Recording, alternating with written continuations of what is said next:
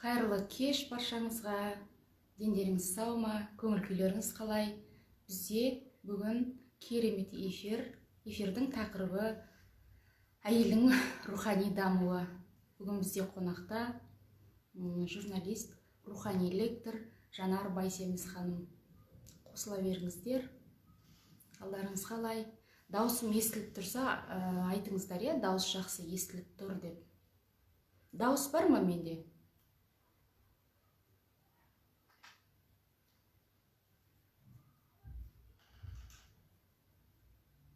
Қалдарыңыз қалай? Көңіл күйлеріңіз жақсы ма?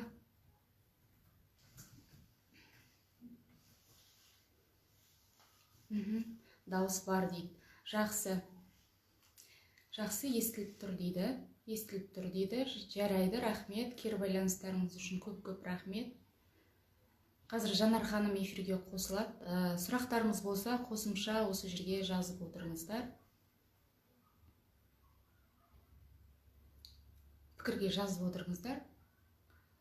Эфирдің соңына қарай сіздердің сұрақтарыңызға да кезек берілетін болады.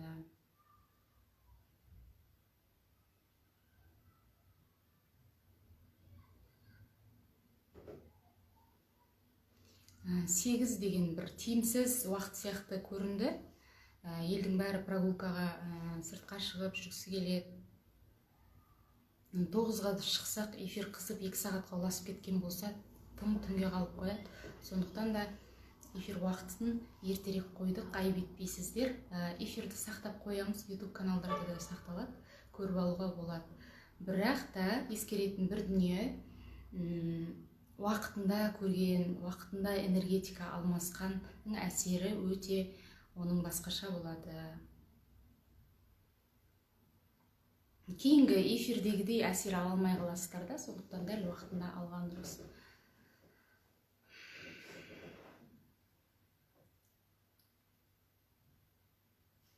Қазір Жанар ханым келеді.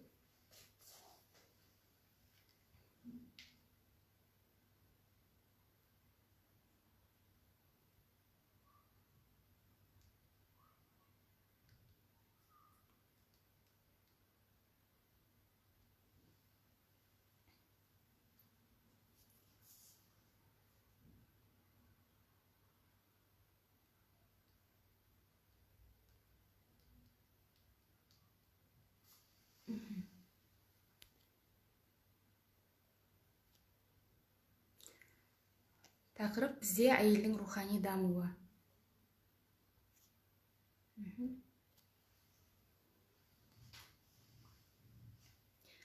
Әйелдің рухани дамуы. Тақырып осындай.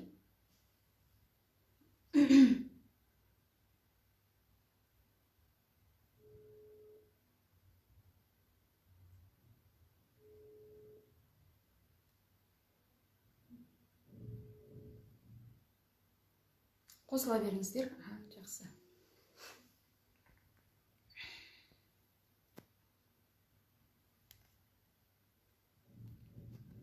Сізге запрос жібердім мен.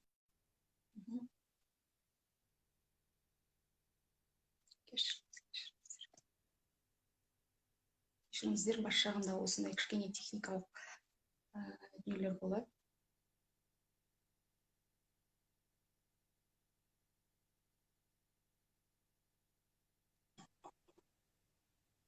Жанар ханым, кеш жарық, қалыңыз қалай? Кеш жарық, қалың жақсы. Естіп отырсыз ба? Даусымды жақсы естіп отырсыз ба?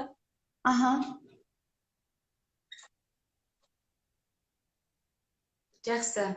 Әдеттегідей әп әдемісіз. Сұлу болып отырсыз. Рахмет. Денсаулығыңыз қалай, жақсы ма? Кеше ғана 3 күн сабақ өткіздіңіз, біраз энергия кетті. Бізбен сұхбаттасуға күшіңіз, қуатыңыз жеткілікті ма? Қинап жатқан жоқпыз ба? Аллаға шүкір, барлығы жақсы. Жаңа бір керемет дүниені жасап алдым. Біраз энергия жинап алдым қайтадан. Жақсы. Жанар ханым, сіз менің шақыртуымды қабыл алып, сынықтық танытқаныңыз үшін көптен көп алғыс айтамын. Қарапайым журналист үшін бұл өте үлкен мәртебе. Сізге ризамын. Көп рахмет сізге.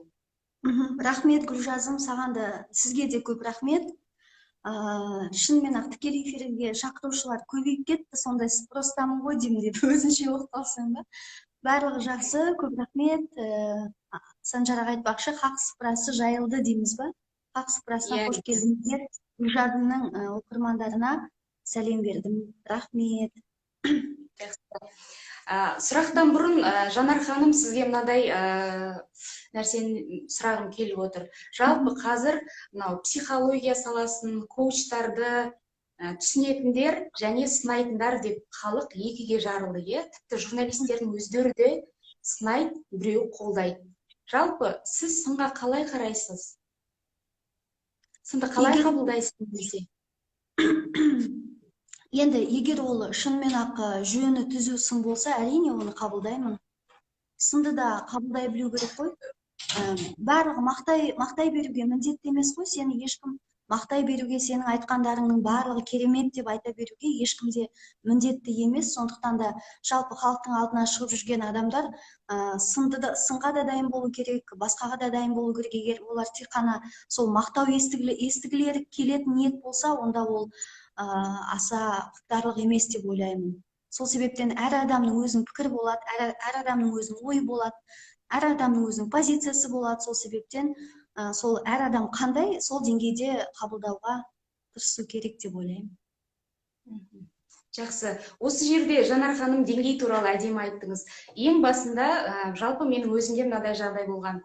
Сізді оқып бастаған кезде посттарыңызды түсіне алмадым, сондықтан өзіме айттым. Мен бірден сынауға көшкен жоқпын. Гүлжаз, сен әлі Жанар ханымды оқуға дайын емес сияқтысың.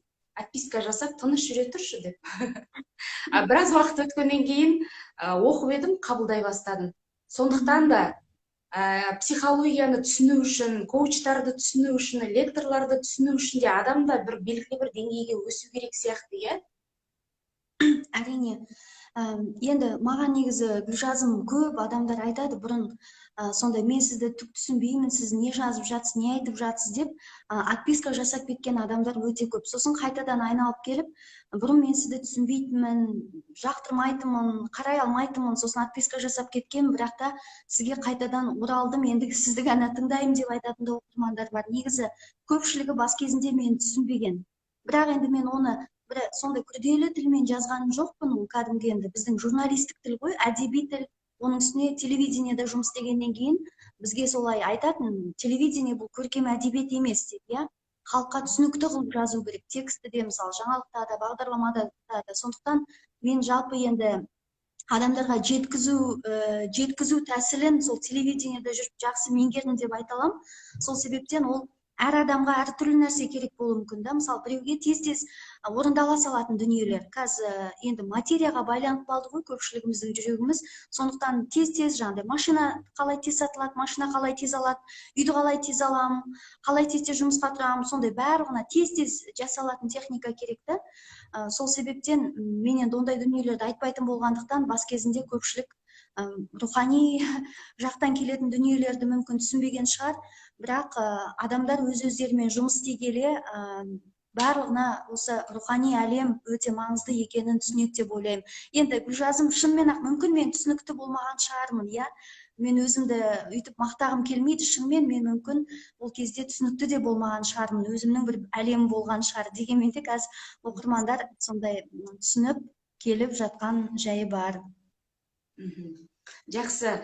Жанар ханым, сіз осы рухани психологияға деп айтайықшы, келгеніңізге бір 3 жылдың көлемі болып қалды, иә? 3 жылдың көлемі болды. Оған дейін де сіз қазақ елін мойындатқан журналистсіз. Біз сізді шетелдегі қазақ балалары жобасының авторы ретінде жақсы білеміз, танимыз. Бірақ сізде қызметте болды, абыройда болды, барлығы болды. Сіз неге бәрін бірден тастап, өзін-өзі тану саласына кетіп қалдыңыз? Және сол кездегі Жанар мен қазіргі Жанардың арасында қандай айырмашылық бар? Рахмет. Шын айтсам, мен бұны жоспарлағанда жоқпын. Мен еш уақытта телевидениедан кетем деген жоспарым болған жоқ. Мен телевидениені, жалпы журналистиканы өте қатты жанымнан да артық жақсы көретінмін. Жұмысым десе барлығын салатынмын, бүкіл дүниенің барлығын ұмытып. Дегенмен де сол бүкіл дүниені ұмытып кеткен кезде мен өзімнің жан дүниемді де, барлығында ұмытып кетіппін да, тек қана автоматты түрде сондай жұмыс істей беріппін. Бұрын еститінбіз, жаңа саған ешкім ескерткіш қоймайды деген дүниені.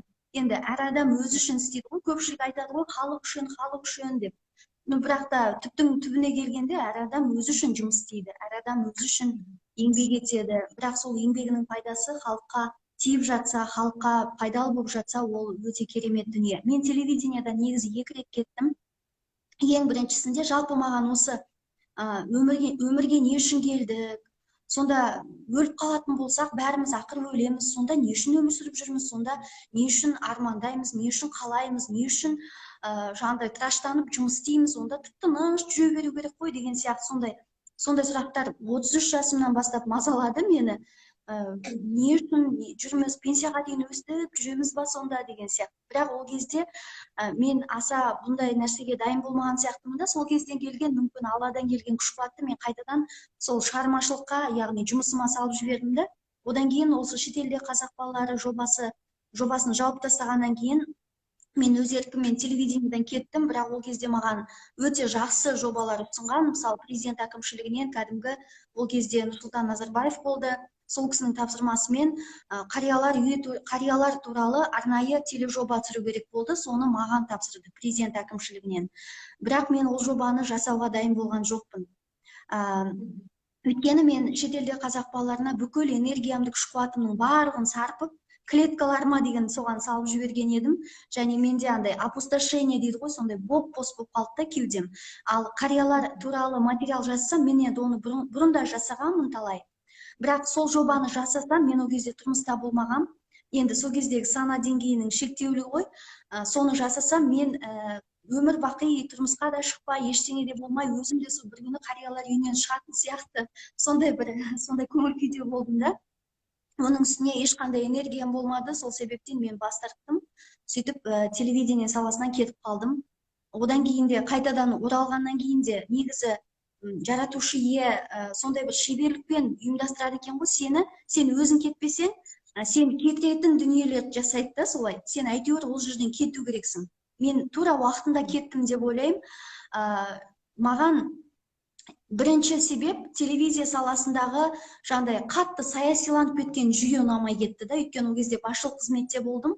Барлығы сондай отчет болып кетті ма, өңкей цифралар болып кетті, жаңағыдай қатты саясиланып кетті. Бұрын мүмкін қарапайым журналист болып жүрген кезде ондай жақты көп мән бермедім ба, ойланбадым ба, көрмедім ба.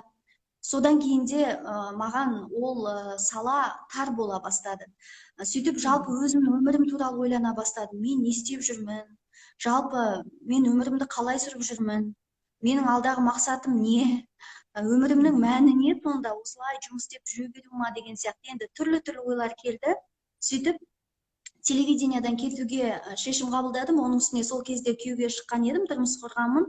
Жолдасым маған айтты, оның үстіне басшылық қызметте болған соң енді тәулігіне 24 сағат сен доступный болу керексің да. Ол менің жолдасыма ұнамады. Сөйтіп маған сен жұмыстан шығып, өз-өзіңмен айналыс, ойлан, не істегің келеді, немен айналысқың келеді, біраз демал деді. Сонымен өзім де қалап жүргем, маған кету оңай болған жоқ. Дегенмен де кеттім. Алғаш кезінде өз-өзіме сыймай кеттім. Жаңағыдай далада қалған сияқты, бір қайраңда қалған қайық сияқты, соншама жыл телевидениеде жүрген, еңбегімді ешкім елемеген сияқты, мен андай нөл адам сияқты сезіндім да. Барлығы мен ұмытып кеткен сондай бір апатия болды бас кезінде. Бірақ мен іштей соның алдында дайындалып жүріппін осы практикаға. Өзім жаңа басшылықта болғаннан кейін жиналыс болады. Сол жиналыста мен күнде лектор есебінде, былайша айтқанда, выступать етіппін. Мен оны бірақ өзім саналы түрде оны түсінбеппін. Мен осы әңгімелерді сол кезде айтатын едім, және менің алғашқы тыңдармандарым сол менің әріптестерім болды. Мен ойлағам, әріптестерім барлығы мен түсініп жатыр деп, бірақ олар мен түсінбеген екен, көпшілігі. Сол кезден бастап менде сондай дүние қалыптасты да, бірақ оны неосознанно дейді ғой, сондай неосознанно жасап жүріппін. Айтқан дүниелерімнің барлығын. Сондықтан жалпы келгеніме сол бір 4-5 жыл болған шығар, сондай ойлар келе бастағанына.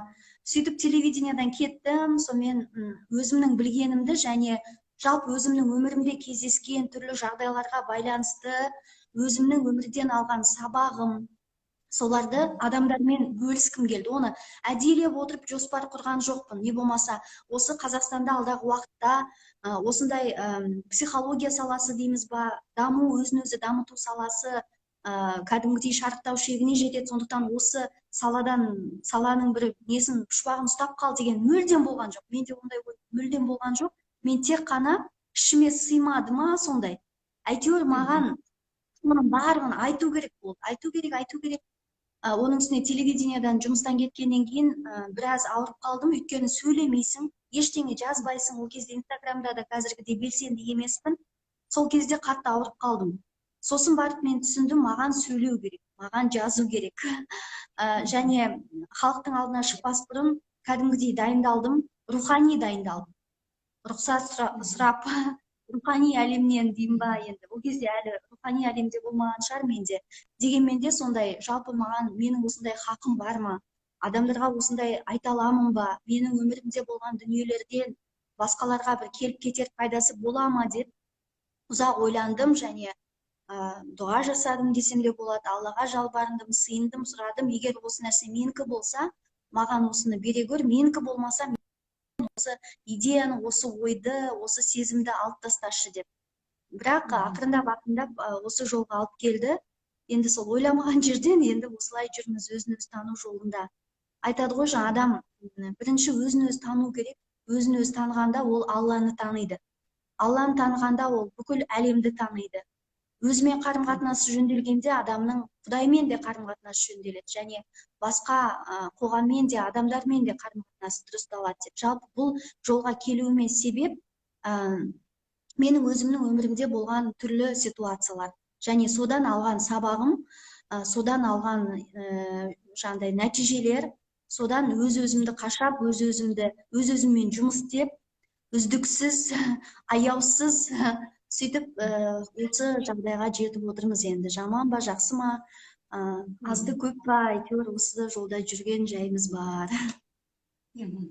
Жақсы, Жанар ханым, сіз осы салада кештеу келдім деп ойламайсыз ба? Мысалы, бүгін маған оқырмандарым мынадай сұрақ қойды. Әйелдің дамуы үшін белгілі бір шартты жас бар ма дейді. Немесе кез келген жасында әйел адам 40-тан шығып кете ала ма дейді. Жас кезінде ғана айналысу керек па деген сияқты сұрақ қой енді. Жас үлкен кісі қойып тұр ғой сұрақты, көрдіңіз ба? Осы жалпы біздің рухани жолға кеш келіп жатқанымыз, кеш емес бұл, әркімнің өз уақытында, дегенмен де кішкентайымыздан соны білмегеніміз өте өкінішті да. Өйткені Гүлжазым, өзіңіз де білесіз, біздің кезімізде, мысалы, мен мектепте оқып жүрген кезде, мен тұрған жерде Құдай туралы ешкім айтпайтын. Мен сұрайтынмын кішкентай кезімде, Құдай қайда деп, Құдай қандай деп. Маған аспанды көрсететін. Менің ойымда Құдай ол аспанда өмір сүретін бір қария болып елестейтін. Бірақ сондай ешкім ол туралы айтпаса да, рухани дүниелер айтпаса да, әйтеуір менің жүрегім бір ғайып әлемнің барын, сондай керемет дүниенің барын бір сезіп тұратын да.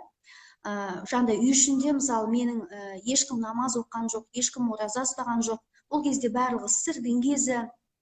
Кейіннен өзім студент болып жүрген кезде ниеттеніп ораза ұстағаным бар. Bir кездері тіпті жаңағыдай хиджаб киіп намазға жығылғым келген ойлар болды. Хабар агенттігінде жұмыс істеп жүргенде сол кезде келе бастады да осы дүниелер. Қыздардың барлығы бастарына былай орамал сала бастады. Сол кезде менің де соған ынтықтығым ауды да. Бірақ мен сол кезде басыма орамал салып, сол кезде жаңағы оранып алмағаным дұрыс болған деп ойлаймын да. Өйткені ол кезде жас болдым. Бір шетінен менің жаңағындай білімім жетіспеді. Менің рухым оған, жан дүнием мүмкін дайын болмады. Кейін көптеген адамдар бар ғой, бірден кетіп қалады да, сосын қайтадан бірден кері қарай ығысатын. Сондықтан бұл ақырындап өзі келеді да, жас кәрі дегенді талғамайды ғой. Адам өзі өмірдің мәні туралы ойлана бастағанда, адам өзінің ішкі жан дүниесіне үңіле бастайды ғой. Не істеп жүрмін, не қойып жүрмін, осы өмірде не пайдам бар, қайда кетем, қайда барам деген сияқты. Сондықтан жалпы рухани практикамен айналысуға, жан дүниеңді тазалауға еш уақытта кеш емес. Мейлі 70-ке кел, мейлі 60-қа кел, мейлі 80-ге кел, 80-ге дейін ештеңе істемей жүрсең де. Мынандай оқып едім, бір адамдар болады екен, қартайғанша намазын тастамай, аузынан алласын тастамай сөйтіп мүмкін өмірінің соңында бір комаға түсіп кетеді да, сөйтіп оның бүкіл клеткаларынан бүкіл ана рухани ілімдердің барлығы өшіп кетеді да. Не болмаса бір адам өмір бойы тура жолда жүріп жаңағыдай ажал жақындаған кезде кәпір болып кетуі мүмкін. Не болмаса бір адам маскүнем болып жүріп, бір адам жезөкше болып жүріп, бір адам басқа да жаман дүниелер істеп жүріп, өмірінің соңына келген кезде ол мұсылман болуы мүмкін, иә. Сол себептен ешқандай да шектеу жоқ. Ол қандай жасқа келсең де еш уақытта кеш емес, және оның мынандай практикамен айналысу мынандай жастан бастау керек деген дүние жоқ. Кішкентай бала кезінен сол ата-ана балаға сол дүниелердің бәрін кішкентай кезден сіңірсе, біздегі сияқты қазір мысалы ананы былай істеу керек па, мынаны былай істеу керек па, анау былай дейді, мынау былай дейді, мен сонда не істеймін деген дүдамал ойлар болмас еді да. Өйткені адамның рухы, адамның жан дүниесі кішкентайынан бастап сол рухани діңгегі қалыптасатын еді.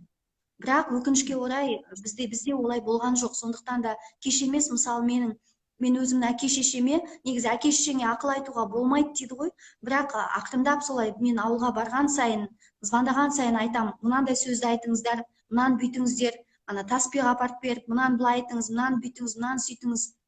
Қазір енді сіздердің өмірлеріңіз біраз межеге келді.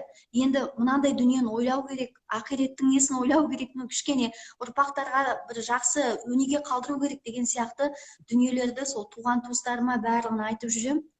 Сондықтан да еш уақытта кеш емес. Жалпы менің оқырмандарымның арасында жастар, үлкендер, зейнеткерлік жастағы, 70-тегі апаларға дейін көп адамдар бар. Сондықтан жүрегі ашылған кезде ол кеш, ерте деген дүние болмайды деп ойлаймын. Жақсы. Жанар ханым, осы мен бүгін постында жаздым ғой, әйелдердің дамуы туралы, рухани дамуы туралы. Қаншалықты тереңдеген дұрыс? Егер ол шынымен де бір миссия арқалаған әйел болмаса, рухани тереңдей берген оның отбасына, айналасына немесе қаншалықты пайдалы? Кей жағдайда зиянын тигізетін сияқты. Неге десеңіз, қазір біз жаппай қыздарды оқытатын болдық. Қыздар оқумен тереңдеп жүріп қалады, өзіне теңін таба алмай, кешірек тұрмыс құратын жағдай болып жатыр. Осыған ойыңыз қандай? Ол қазір емес, Гүлжазым, қыздардың тұрмысқа кеш шығатыны ол баяғыдан бар ғой. Ол деген рухани дүниеге шектеліп қалған жоқ. Керісінше, қыз балалар рухани әлемін қазірден бастап түгендеп, жан дүниесін тазалап, өзіне деген көзқарасын өзгертіп, өзінің ішкі жан дүниесінің барлығын тықылап тазаласа, ол уақытында да тұрмысқа шығады. Мейлі кеш шықса да ол өзінің адамына шығады. Анандай, мен күйеуге шығуым керек деп кез келген бір адамға шығып кетпейді. Содан кейін барып жылап отырмайды, менің күйеуім мынандай, менің күйеуім сондай, менің енем мынандай, менің енем мынандай деп. Сол себептен бұл жалпы адамның рухани деңгейі мықты болса, оның көзқарасы да, соғұрлым парасаты да, пайымы да жоғары болады деп ойлаймын. Енді ол тым тереңдеп кету, біз қанша тереңдейік десек те оған тереңдей алмайтын шығармыз деп ойлаймын. Өйткені бізде жаңа бұрынғы заманның тақуалары сияқты тек қана осы ешқайда бармай, ешкіммен араласпай, ешқандай жаман дүниелер көрмей, тек қана осы жолда бір орында ғана отырған жоқпыз ғой. Біз күнделікті адамдармен араласамыз, күнделікті неше түрлі дүниені көреміз. Сол себептен дәл қазіргі заманда именно осы руханиятқа үңілу, рухани діңгекті жақсылап фундаментті құю бұл өте маңызды. Түрлі ситуациялар, стресс, жақынынан айырылу, кез келген қазір проблема бұрыннан да көп. Баяғы заманда мысалы бізде жаңағыдай кір жуатын машина болған жоқ біздің аналарымызда. Ыдыс жуатын машина болған жоқ. Ештеңе болған жоқ, бірақ олар бәрін қолмен істеді. Қазір техника сондай дамыған, барлығы дамыған. Бізде жақсы өмір сүруімізге былайша айтқанда барлық жағдай бар. Техника дамыған, бірақ сонда да біздің проблемамыз таусылған жоқ та. Біздің проблемамыз әлі бұрынғы заманнан да қазір одан сайын проблемамыз көбейіп кетті. Ұсақ түйек проблемалар, адамдармен қарым-қатынас құра алмау, өзіңмен қарым-қатынас құра алмау, кез келген өміріңде болған нәрсеге өкініп, өзіңді езіп жүру мысалы. Адамның өзінің рухани жүйесі мықты болса, ол кез келген стресске, кез келген нәрсеге рухани иммунитет мықты болады да. Сол себептен бұл адам баласына ешқандай да кесірін тигізбейді деп ойлаймын. Енді жаңағыдай асыра діншілдер емес, әрине балансты ұстау керек та, балансты ұстау керек. және бірден сол өзіңнің жасап жүрген дүниелеріңді жасай алмасаң да өзіңді қажап, ой мен мынаны істемей қалдым деп өкінудің де қажеті жоқ. Баланс осы өмірдің жаңашылдықтарынан да қалмау керексің, және өзіңнің сол руханиятыңды да қалдырмау керексің. Баланста болуды үйрену керек та. Сондықтан бұның ешқандай да зияны тимейді деп ойлаймын. Қайта ол адам одан сайын рухани иммунитеті мықты бола түседі. Рухани иммунитеті мықты болса, оның физикалық иммунитеті мықты болады, оның эмоционалдық иммунитеті мықты болады. Кез келген дүниеге ойбай деп отыра қалып жыламайды, не болмаса жаңағыдай тағы да басқа дүниелерді істемейді. Қазір қарап тұрсақ, мысалы, суицид маған көп адамдар жазады, әйелдер. Мен өмір сүргім келмейді, өле қалғым келеді, бүйте қалғым келеді. Мен өткенде қатты жаздым да, мына жақта адамдар өмір сүргісі келіп жатқан адамдар өліп қалып жатыр. Осы күпірлік емес па мынау, не деген сұмдық деп. Енді ол адамның состояниясына кірсең, әрине оның жүрегі қан жылап жатыр да. Оған жүрегіне не қажет? Сол руханият қажет та. Оның үстіне руханиятымыз болмаса, біз материяға кетіп қаламыз да. Барлығы, ананың үстіндегі ана көйлек әдемі екен, ана сумкасы күшті екен, мынаның мынандай соткасы күшті екен, анандай үй салыпты, біз неге салмаймыз, анандай той жасапты, біз неге жасамаймыз. Сол себептен руханиятты жүрекке байлау, бұл материалдық нәрседен біраз сені өзіңді босатады да. Бұл әрине біз материалдық әлемде өмір сүргендіктен бізге ақша керек емес деген сөз емес. Бізге ақша керек.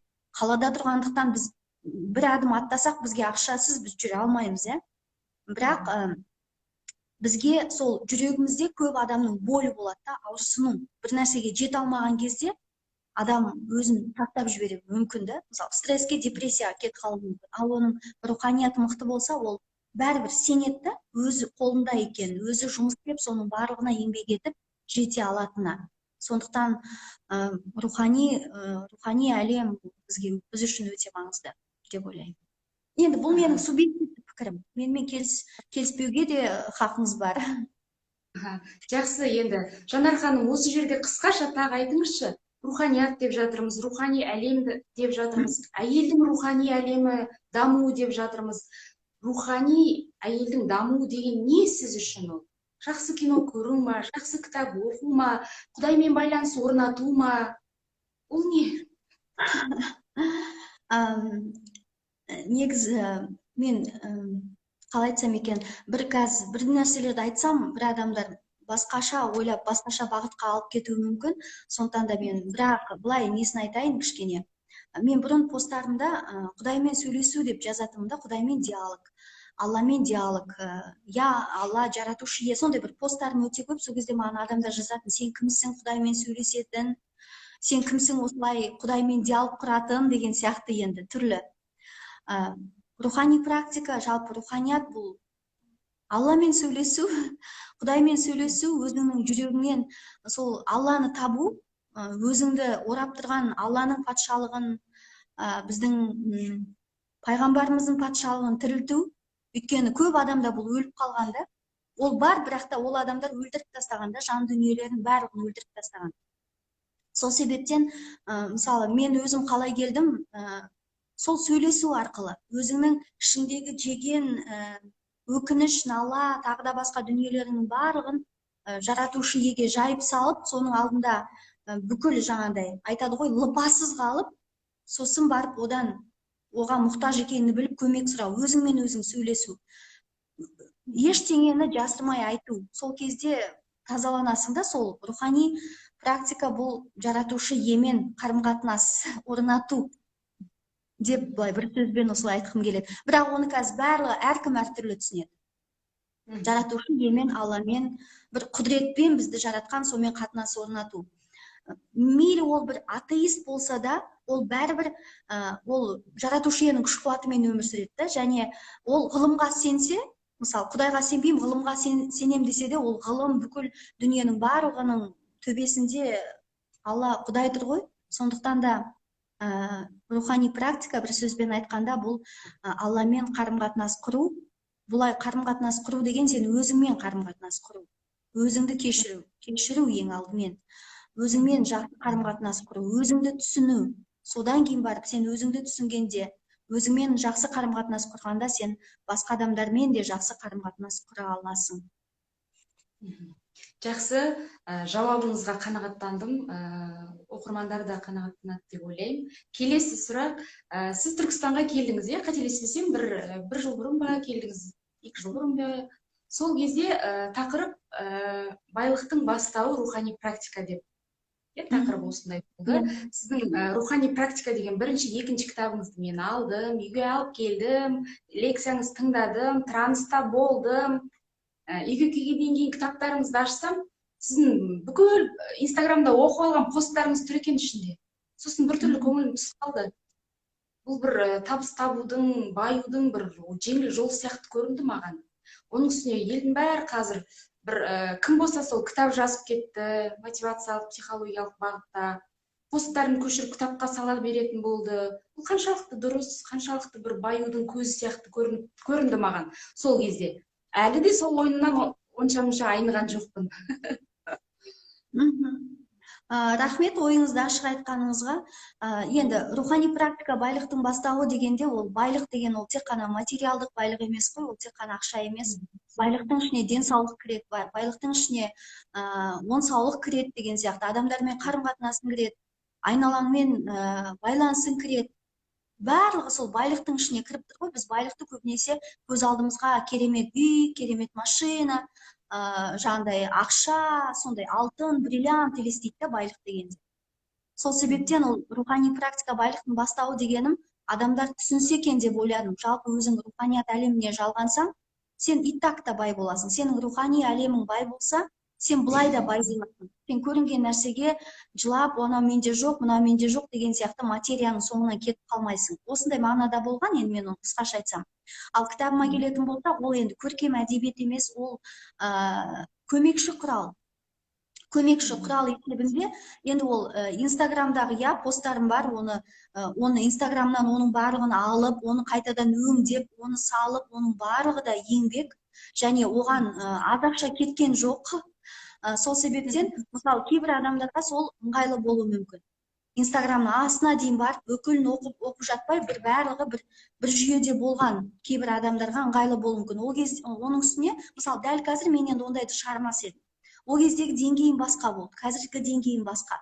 Сол кездегі деңгеймен, мысалы, маған сол дұрыс болды. Ал қазіргі деңгеймен мен оған басқаша қараймын. Мысалы, мен оған ұялуым да мүмкін, дегенмен де соның өзінде біраз адамға ол бір себепші болды да.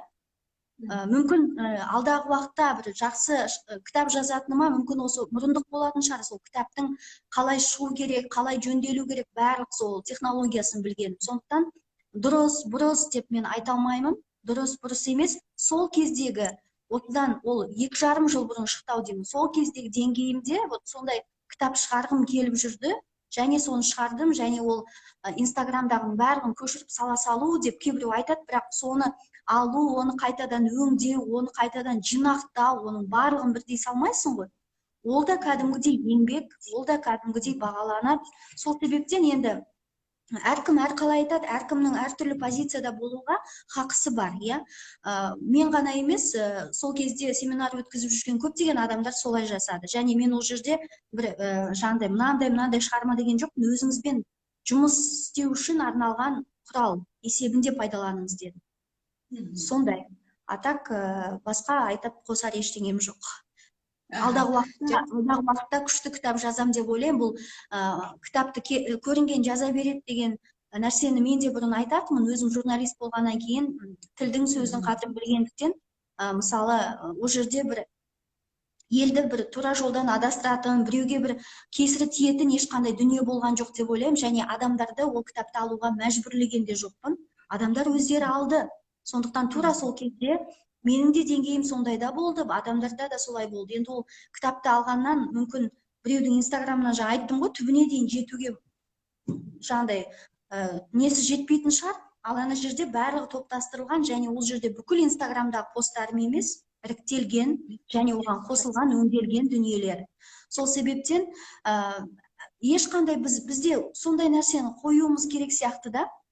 әйтеуір әр адам шама шарқынша еңбек етіп жатыр да. Еңбек етсін, кітап шығарсын, оған да өзіңіз де білесіз, журнал шығарып отырған кәдімгідей ақша кетеді. Мысалы, маған оған ешкім демеуші болған жоқ. Мен өз ақшамды шығарып, сол кітапты жаңағыдай баспадан шығардым, иә. Сол себептен әркім өзінің деңгейінде жұмыс істейді.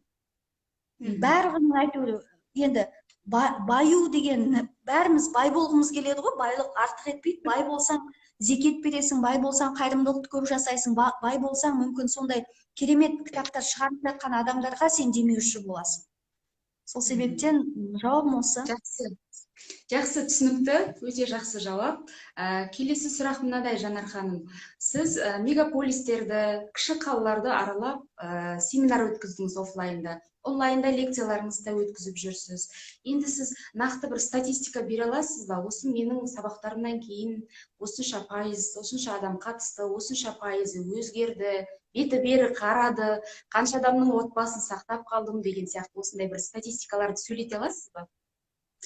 Мен негізі бүгін рухани әңгіме болады деп ойлап едім, бірақ та бүгін жаңағындай бір есеп алатын әңгіме сияқты, есеп алатын сұхбатта бүгін есеп алатын.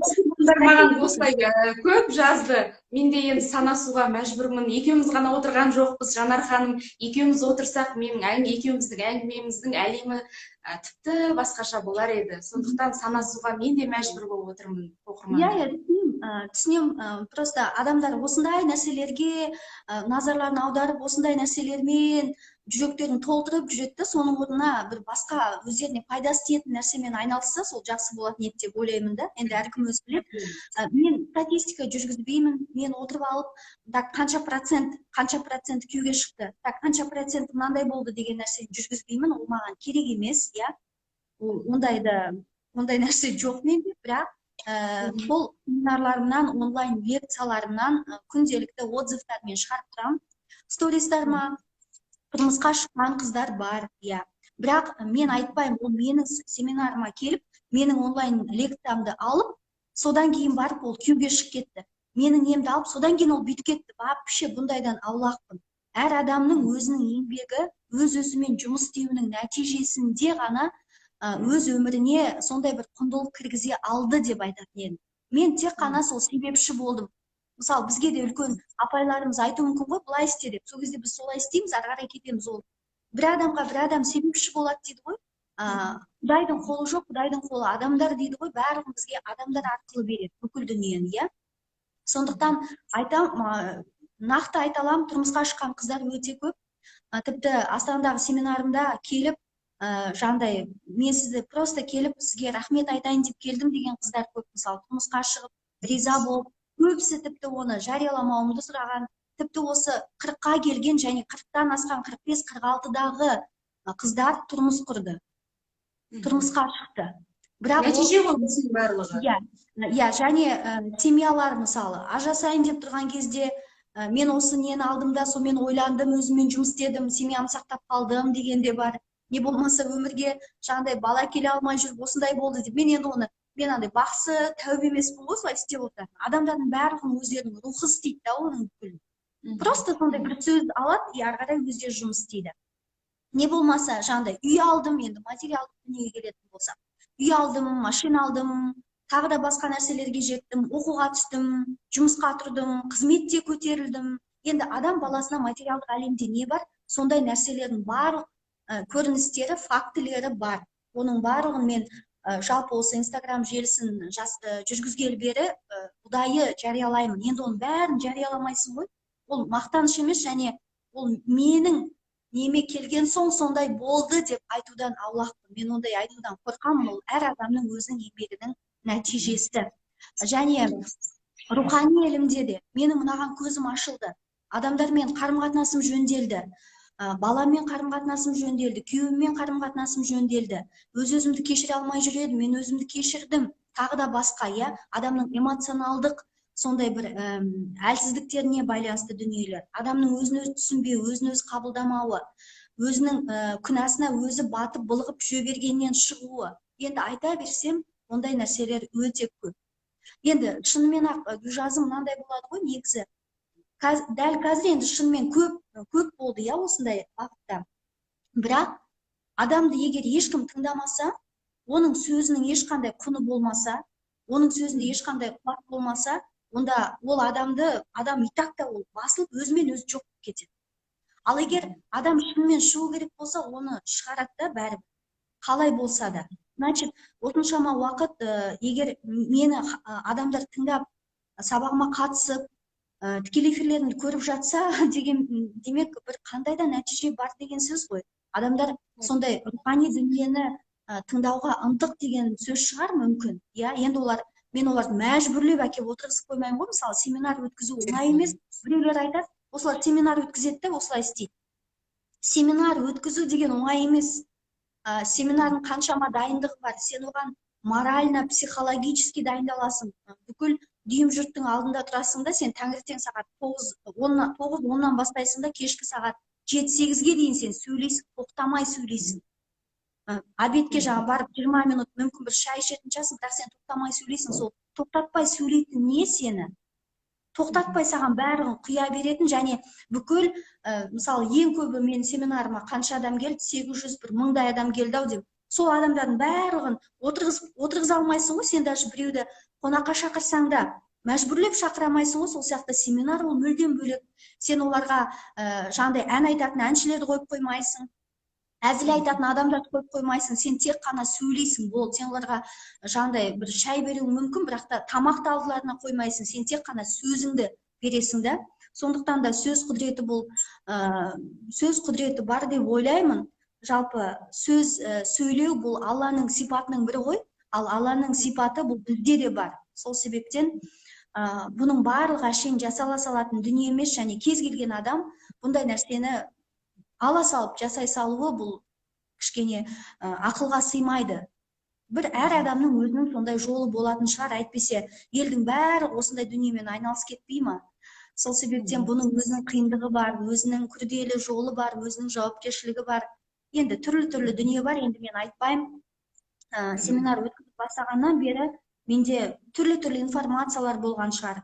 Оққан сайын, білген сайын, көрген сайын бізде жаңағыдай қашала түсеміз, бұрынғы дүниелерімізді алып тастап, басқа нәрселер қосамыз деген сияқты. Жақсы. Жанар ханым, сіздің де аудиторияңыз, менің де аудиториямның бір 80% әйелдерге.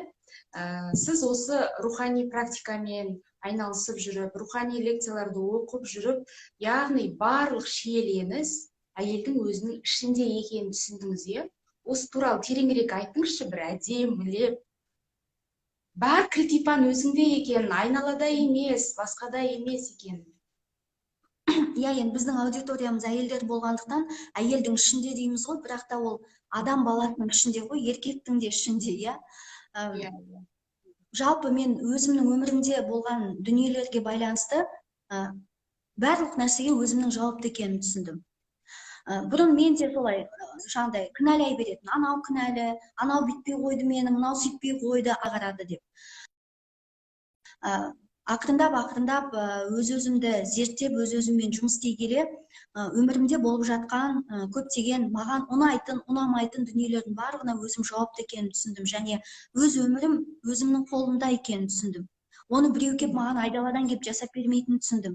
Адам өз өміріне жауапкершілік алу керек екенін түсіндім. Біз көп жағдайда жауапкершілікті басқаларға арта саламыз да, жұмыста бастығымызға, үйде күйеуімізге, не болмаса ата-анамызға, ата-анам маған сондай бермеді, күйеуім бүйтті, бастығым сөйтті деген сияқты. Бұның барлығы жауапкершілігі өз қолыңда. Жауапкершілігің өзіңде деген сөз, сен өзің кінәлісің деген сөз емес. Тек қана жауапкершілік өзіңде, яғни сен бұл нәрсені шеше аласың, бұдан шыға аласың. Сен өзіңе рұқсат беру арқылы, сен шешім қабылдау арқылы қалаған өміріңді сүре аласың. Өзіңнің өміріңді жақсарта аласың. Өзіңнің жан дүниеңді тазалай аласың. Саған ешкім келіп, падрулдан келіп, жан дүниеңді тазалап бермейді. Саған басқа біреу келіп, саған жандай ақша болсын, материалдық байлық болсын әкеп бермейді, иә, барлығын өзің жасайсың. Және сенің соған көзқарасың, санаң көтеріліп, соны түсіне бастаған кезде, жалпы бүкіл айналаңның барлығы өзінен өзі өзгере бастайды. Анандай не сияқты ғой, мынандай бір ойыншық бар еді ғой, қалай аталушы еді, былайынан бүйтіп қоятын, барлығын бірдей қоятын. Атын ұмытып қалдым. Вот сол сияқты ғой, пазлдар ғой. сен соның барлығын түсінген кезде сен өміріңдегі пазлдың барлығы алдыңда жайылып тұрады да. Қай жерде сен қалай істедің, неден не туындады, неліктен ана ситуация болды, мынандай қателік не болмаса күнә, не болмаса тағы да басқа жаман істеуіңе не себеп болды, иә, оған не түрткі болды, неліктен сен сондай жолға түстің, қалай сен бұндайды істедің. Тек қана жаңағыдай жауып ойбай мен бітті, мен енді жақсы өмір сүре алмаймын, мен осындай күнәлімін, мен мынандаймын деп жата бермей, жауапкершілікті алған кезде сен өзіңді түсіне бастайсың, және өміріңде ненің не үшін болғанын түсінесің. Мысалы, дәл қазір бұрын мен ойлайтын, өткен өмірді ұмыту керек, болды, ұмыту керек, бәрі сөйтіп айтатын. Қазір мен айтам, өткен өмірді ұмытудың қажеті жоқ, өткен өмірге құрметпен қарауды үйрену керек. Өткен өмірге құрметпен қарауды үйренген кезде сен оған сабақ аласың. Ал өткен өмірді ұмытам деген кезде сенің жалпы памятің нашарлай түседі екен. Сен көп нәрселерді ұмытып қалады екенсің. Сен көптеген араласқан адамдардың тіпті атын да түрін де ұмытып қалады екенсің. Сол себептен менің қазіргі месседжім адамдарға беретін посыл бұл өткеніңе құрметпен қарау, өткеніңді ойлап өзіңді езе бермеу. Жаңағыдай өткен шақ пен болашақтың сағызын шайнап, сол күні бойы езіліп отыра бермеу, әрекет ету, жұмыс істеу. Көп адам мысалы техника дейді ғой, қазір кішкене баяулады. Анандай техника беріңіз, мынандай техника беріңіз. Ешқандай да техника жоқ. Барлық нәрсе ол еңбек. Еңбек. Сол арқылы сен ақырындап қашала түсесің, бірақ бұл бірдемде болмайды. Және жалпы руханият әлеміне келгенде өміріңде проблеманың барлығы таусылып, сен деген керемет сондай эйфорияда, кайфта өмір сүресің деген сөз емес. Проблемалар одан сайын көбеюі мүмкін. Неше түрлі жағдайлар болуы мүмкін, денсаулығыңда бір кінәраттар болуы мүмкін. Бірақ осының барлығы саған сабақ алу үшін, сені тағы да күшті қылу үшін, сені тағы да мықты қылу үшін, сенің руханиятыңды тағы да берік қылу үшін берілетін задача дейді ғой, сондай дүниелер деп қабылдаймыз. Мен енді нақты жеткізе алмаған шығармын, мүмкін қысқаша енді осылай. Жақсы, түсінікті. Жанар ханым, сізді мені алғаш рет тыңдап отырған, бірінші рет руханият әлемі туралы, әйелдің рухани дамуы туралы сұхбатты қарап отырған кісілер де бар арамызда. Сол кісілерге қандай бір неден бастасын олар? Қазір осы әңгімеден кейін шок болады олар. Не істерін білмейді. Рухани дамыңдар деп айтты бізге. 1 сағат бойы сөйледі, бірақ мен неден бастайтынымды білмедім дейді. Неден бастасын? Айтыңызшы нақты. Да, деп ба? Ол деген өте құпия дейді. Негізі, соншалықты бір керемет дүние айтқан жоқпыз, жаңағы семинар, андай мындай дегендерді айтпағанда басқа дүниелер айтылар еді деп ойлаймын. Солай болу керек шығар. Мен енді неден мынандай нәрсе. Кешірім сұрайын. Мысалы, жаңағыдай біз кітап туралы, семинар туралы ақпараттарды беріп алмасақ, анау жақсы ақпараттарды сіңіре алмайды да, ол мына жерінде тұрып алады. Мыналар сол кітапты сату үшін, семинарларына тарту үшін әңгімені әлі созып жатыр деп. Сондықтан бір жаңа басында кесіп айтып алғанымыз дұрыс шығар деп сол сұрақтарды қойдым. Айып етпейсіз. Ары қарай енді ол проблеманы шешіп алғаннан кейін әңгімені ары қарай қабылдайды да адамдар. Енді мен ешқандай кеңес бере алмаймын, мен ешқандай мораль оқи алмаймын, былай істеңіздер деп. Жүректеріңіз қалаған дүниені істеңіздер. Жалпы осы жерге егер адамдар қатысып отырса, олар осы өзін өзі дамыту жолына түскен адамдар ғой, рухани даму жолына түскен адамдар. Болды, осы міне әрекет, ең бірінші әрекет осы. Мен енді бұрын әртүрлі айтатынмын, өзіңді дамыту үшін кітап оқы, өзіңді дамыту үшін ананы істе, мынаны істе деп. Әр адамға әртүрлі жолмен келеді. Сен сол өзіңнің жолыңа түсу үшін сен қателесіп, бір жерде құлап, бір жерде жылап, содан кейін барып келуі мүмкін. Әркімнің өзінің өмірі да, әркім өзіне жүрегі қалайтын дүниелерді жасау арқылы өзін өзі жаңағындай шыңдай түседі. Жалпы адам өз өмірінде ойлану керек та, жалпы бұл нәрсе руханият маған не үшін керек жалпы? Не үшін керек ал, не істеймін ал? Рухани практикамен айналысым ал, не болады ал, иә? Бұл маған не үшін керек? Таңертең тұру маған не үшін керек? Құдаймен сөйлесу маған не үшін керек? Адамдармен қарым-қатынасымды жақсарту маған не үшін керек? Күйеуіммен қарым-қатынасымды жақсарту, енеммен қарым-қатынасымды жақсарту не үшін керек? Жалпы өсу не үшін керек? Иә, сол сұрақтың жауабын өзі тапқан кезде адам даму жолына түсе бастайды деп ойлаймын. Яғни руханият пен рухани әлем мен адамды екеуін екі бөлек қарастырмау керек дейсіз ғой. Әрине, енді бұндай дүниелерді қазір мен бір нәрселерді айтайын десем, Санжар ағаны қайталап айтқан сияқты болам ба деп ұялып отырмын да. Айтыңыз. Иә, менің өзімнің иланған, осы тоқтаған, дәл қазіргі тоқтаған, мүмкін біраздан кейін, біраз уақыттан кейін мен тағы бірдеңе деп шығатын шығармын, білмеймін. Бірақ дәл қазіргі уақытта өзімнің жүрегіме қатты жақын және прям жан дүниеммен лүп етіп соны прямо осылайынан жұтатын дүние осы руханият, рухани практика. Мен талай практикаларды жасадым, техника, мен веды бойынша да іздендім. Ведыды көп зерттедім. Ведыдағы көп нәрсе біздің қазақтың түсінік пайымына сай келеді деген сияқты дүниелермен де өзімді сондай алдамақ болдым. Түптің түбінде осы нәрсеге келдім да, өйткені не үшін? Өйткені рухтың тамағы да ол. Өйткені біз рухпыз. Біз дене ғана емес, біз рухпыз. Біз тек қана қазіргі уақытта денемізді ғана азықтандырып жатырмыз да. Тамақ береміз оған, таңертең тұрғызамыз, апарып туалетке апарамыз, қайтадан әкелеміз, жуындырамыз, сосын барып тамақты береміз, қайтадан туалетке апарамыз, қайтадан жуындырамыз, қайтадан тамақ береміз, киім кигіземіз. Тек қана тәннің жұмысы да көп жағдайда. Витамин ішеміз, ананы бүйтеміз, бетімізге бірдеңе жағамыз әйелдер, иә, әдем болу үшін фильтр қоямыз деген сияқты. Бірақ біздің рухымыз сол кезде ұйықтап қала ма, біреулердікі сондай бір қатты бір тұман басып қала ма, содан кейін адамның көзінде шел басатын сияқты да, ал адам жалған дүние мен өтіріктің арасын ажырата алмай қалады да. Мысалы, бір адам былай ойлауы мүмкін да, бір жаман дүние істеген кезде оның мұрнына бір шыбын қонғандай ғана әсер етеді. Жарайды, ештеңе етпейді. Біз деген пендеміз ғой. Біз пеште емес, біз пеште көкте ғана, біз пендеміз ғой, біз осындаймыз. Өзін өзі солай жұбатады да. Жарайды, қазір барып тәубе жасай салам, Құдайдан кешірім сұрай салам. Сосын тағы да істейді.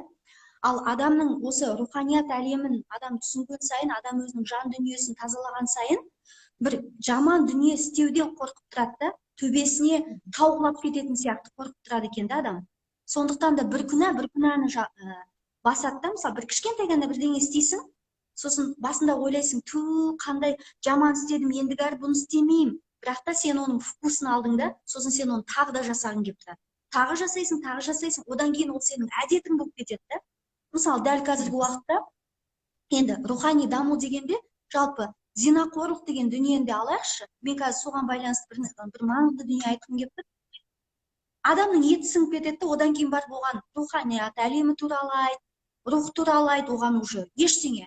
Қош, оттаған әңгіме деп айтады да, мысалы.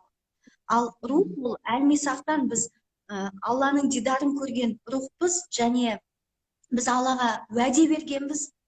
Бірақ біз бәріміз сол уәдемізді ұмытып кеттік. Ал уәде деген бұл жауапкершілік екен ғой. Уәде деген бұл жауапкершілік екен. Біз бәрін басқа біреулерге асыра салуға бізге оңайда. Біз бір жаман істеп қойсақ, шайтан азғырды дейміз. Ой, шайтан азғырды, соны мен өзім істемес едім. Ал сол шайтанды жаратып жатқан кім? Сен өзіңсің ғой. Иә? Білмеймін, сондай жаман нәрсе болса шайтанға аударамыз, жақсы нәрсе болса, ой, мен кереметпін дей қаламыз да. Получается, біздің өміріміздегі бір арсыз әрекеттерді, бір адамшылыққа сыймайтын дүниелердің барлығын адам өзі сондай пәк, шайтан келеді, оның бәрін істетеді. Мен бұған келіспеймін. Адамның өзі бәрін істейді. Өзі соны тудыратын, сол шайтани энергияның барлығын жасайтын адамның өзі. Сондықтан, егер біз әлмисақта берген уәдемізді қайтадан соны есімізге түсірсек, сол кезде біздің ар-ұятымыз ояна бастайды да. Біз біреуді статусына байланысты құрметтемейміз, не болмаса байлығына байланысты, киген киіміне байланысты, тұрған үйіне байланысты. Бізде ар-ұят оянған кезде біздің қоғамда оянады деп ойлаймын. Сондықтан уәдені ұмытқан кезде біз ар-ұятымыздың барлығын тұмшалап тастадық та. Осындай болғаннан кейін ешқандай да осындай дүние болған соң біз рухани даму деген тақырыпты көтеріп отырмыз да, ал егер біздің бәріміздің ар ұятымыз ашық, ана жақтан бүкіл рухымызбен байланысымыз болса, онда бұл тақырыпты көтермес еді. Менің ойымша қазір көптеген адам осындай рухани ілімге шөлдеп, барлығы сол рухани ілімді іздеп жүрген сияқты. Білмеймін, өзім сезем, адамдардың көпшілігі осыған келіп жатыр ақырындап. Жаңа зинақорлыққа байланысты айтайын деген, біздікі енді тақырып еркектерге қатысы жоқ, әйелдердің дамуы ғой рухани. Өткенде мен ауылға бардым, сондай бір дүниелерді естідім, жағыңды ұстайтындай дүние, бірақ ол адамдар үшін ондай емес та, дәл қазіргі заманда, бұрында да болды ғой енді, бірақ қазір де соның өршіп бара жатқаны менің жүрегімді ауыртады. Әйелдердің өзінің семьясы бола тұра, өзінің күйеуі бола тұра, басқа біреудің күйеулерімен ойнас жасауы, басқа біреудің күйеулерімен жыныстық қатынасқа түсуі, иә. Қалада ғана емес, ауылда осындай дүниелер өте қатты көбейіп кеткен. Ауылда әйелдер, қыздар болғанда сол жаңадан тұрмысқа шыққан ба енді білмеймін, әйел қауымы барлығы емес қой енді әрине. Арақ ішеді. Кәдімгідей арақ ішеді әйелдер. Бұрында да ішті ғой, бірақ енді қазір кішкене өзімізше болып, біз өзімізше рухани әңгіме, анау-мынау деген соң елдің бәрі өсіп жатқан сияқты көрінеді да бізге. Жоқ, азып толып жатқан адамдар өте көп та. Вот сондай әйелдер арақ ішеді, ойнасып құрады. Қайдағы ол адамдарға барып, сен қайдағы рухани дүние, мынандай, уәден қайда деп ештеңе айта алмайсың да. Сондықтан да жалпы осындай рухани дүниелерді айтатын адамдар өте көп болу керек деп ойлаймын да. Вибрацияны көбейту керек та бізге. Ол адамдар бізді тыңдамаса да, сол вибрация сол адамдарға жетеді да, сол энергия жетеді да, ақырындап күндердің бір күнінде мен осыны істеп жүрмін деп ойланса екен деп сондай тілеймін да. Және тағы бір дүние, жаңа зинақорлықты айттық қой, бұл да бір жаңағыдай вкус та. Адам бірінші жасаған кезде ойбой, мен не істедім, құдайым-ай, адам өзін өзі жеп қояды да, ендігі бұны істемеймін дейді да, сосын барып қайтадан бұны істейді да. Уже бітті, адамның миына вирус түсті да, вкус пайда болды. Біз қазақтар мысалы жылқының етін жақсы көреміз, басқа жұрттар оны жемейді. Біз шетелде жүрсек те, жылқының етін жесем ғой, қазы жесем ғой деп армандаймыз. Неліктен? Өйткені бізде вкус бар. Кішкентай кезімізден вкус қалыптасқан. Сондықтан да біз оны жегіміз келіп тұрады. Сол сияқты бір ғана кішкентай ғана жаман дүниені істесе, сенің оған вкусың қалыптасады. Сенде жандай психологиялық гигиенаң бұзылады да. Сен төменгі жағыңмен сақтанғаныңмен сенің мына жағың барлығы ашық тұр да, уже вирус барлығы кіреді. Сондықтан да бұл қиын дүние. Сол себептен де қазіргі уақытта бұндай әңгімелерді айта беру керек деп ойлаймын. Жанар ханым, егер сіздің уақытыңыз болса, бір 15 минутқа мына эфирді сақтап тағы да қосайын, өйткені менің бір-екі сұрағым бар, тағы да өте маңызды. Жақсы. Уақыт болып қалыпты, жақсы.